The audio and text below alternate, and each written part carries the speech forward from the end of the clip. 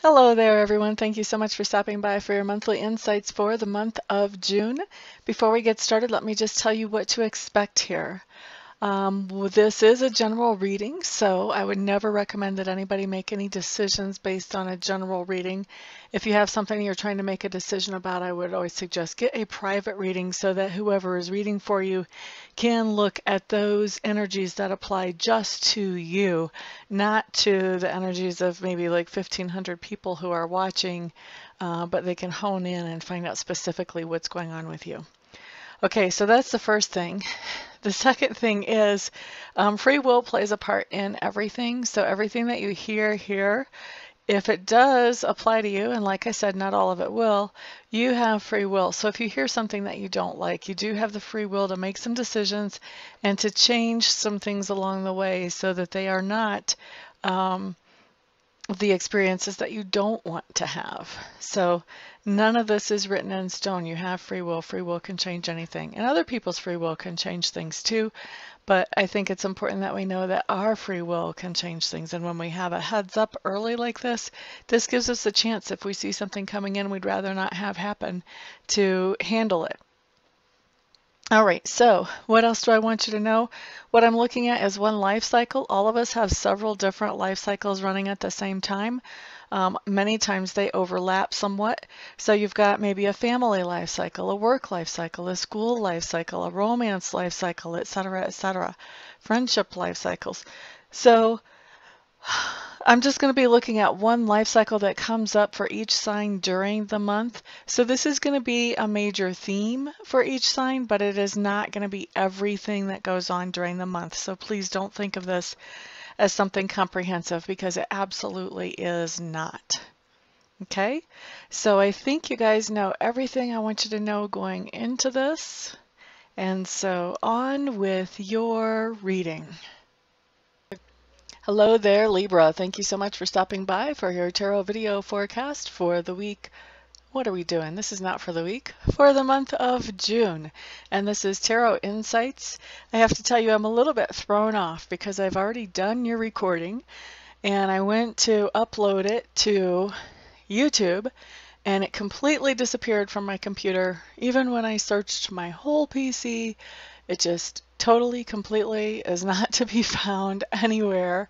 I don't even know how that could have possibly happened, except Mercury is in retrograde. Anything is possible. So, here we go. Re-recording for Libra.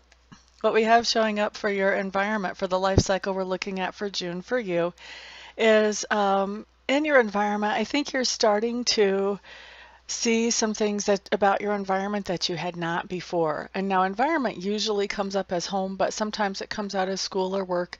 It's just anywhere that you have energy and effort invested. So there are some things that you're starting to see about your environment that weren't really obvious for a while. And this may be also things that you're seeing about some people in your environment rather than literally your environment itself. So one of those, seeing new things or seeing things that weren't apparent before, maybe not new things about your environment or about some people in your environment.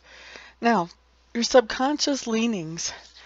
What I see here that you're really working on is your subconscious is wanting to manifest something. There's some kind of dream or target or goal, and your subconscious is really working on bringing that into reality. Now, as far as communication style and learning style, we are going to go with learning style to start with. I feel like right now, whatever you're learning or researching or curious about and digging into is something that makes you very happy. It's something you feel inspired and passionate about. So that's a cool thing to see. I see also that you may be learning about this with other people, whatever this is. Now, as far as communication style, I feel like right now you're really enthusiastic in your communication, and a lot of times right now when you're trying to get people on board with you for a certain idea, your enthusiasm is honestly what wins them over much more than any facts or figures that you're trying to give them. Okay, so moving on to your work, and this for me, you know, work can be either those things that you're doing to improve your inner self, or it can be those things that you're doing to make a living. You'll recognize it however it comes up for you if it applies to you. This is a general reading, not everything will apply. Let's see. So first of all, I feel like if we're talking about money-making work, I feel like you're feeling a little bit frustrated and restless. If you're working for somebody else, I feel like you are thinking you deserve a raise or a promotion, and you're feeling a little frustrated that that's not happening as quickly as you thought it would. As far as if you're working for yourself, kind of the same thing. You're thinking things should be moving along faster, things should be getting better, and you're frustrated with that. Now, as far as if this is inner work or character work, this to me is talking about that you're at a place where you're feeling really stuck and you're still very early in the stages of figuring out you want to work on this stuck thing. I don't think that at the very beginning of this, I don't think you're really sure what it is that it has you stuck. So you're kind of looking at identifying, okay, what is the problem here that I need to clear out? Now, the next card that I have does talk to me about that part of you that is being grown or expanded right now. Cash flow is what's being grown or expanded right now. I feel like, Libras, you've been pretty good about putting money back, saving money, making sure you have that security. You know, right now is time to start pulling some of that out. You put it back there for a reason. The reason is here, is what I'm feeling like. And so you're learning to kind of reverse course on here. You're learning that, okay, yeah, I have been putting this away because maybe there would be an opportunity that would come up, or maybe there would be a rainy day and I wanted to have this to have some security. So what I'm hearing is somebody literally saying, quit stressing out that those resources are there because you put them there just for this. So I feel like that's where you're actually strengthening, is figuring out, okay, at what rate can I pull this out and still feel like I'm okay, and not just overdoing it, overspending, and just assuming everything's going to be okay here. And I feel like that's very strongly tied into finances. Now, or material resources, but definitely something tangible. All right, so the next thing that I have is there's somebody that you are standing up for, and this is a person, probably a female, although not necessarily. And this person is somebody who's very cheerful, very upbeat, very happiness making. When she comes into the room, or he, it's like they bring just a little bit of sunshine with them. So there's some reason why you're standing up for this person to somebody else. Maybe there's somebody in your environment that looks at this person and goes, why is she so cheerful before she even has coffee in the morning? So anyway, you're standing up for this cheerful person. For some of you, I feel like you're standing up for being cheerful yourselves. Like you're cheerful in spite of any consequences around you, and other people are like, what? How do you do that? Come on, get off of it. And you're just like, hey, this is me. This is how I operate. Step off the curb, Jack. All right. The next card talks to me about how other people perceive you. They see you as somebody as long-lasting, somebody who has endurance, somebody who has experience, somebody who has seen a lot of life and would be able to advise them on different things. You're a good person to come to for advice because you've seen a lot. You're like a crone, for those of you who know what a crone is. All right, next we've got your lesson or experience. I really love this experience for you. This is cool. You Libras have really pretty much a good spread for the most part, other than this part about having to turn loose of money. But everything else here is pretty cool. Okay, so what I see for your lesson or experience is that there's some kind of target or goal that you've been wanting to manifest into your life. I do see you manifesting that target or goal, and this is something that can't be manifested by you alone and only your willpower and your self-discipline, although it does require that, but it also requires the encouragement and the support and the help of other people as well. So it's a team effort that brings in this manifestation or this goal that you've been working towards.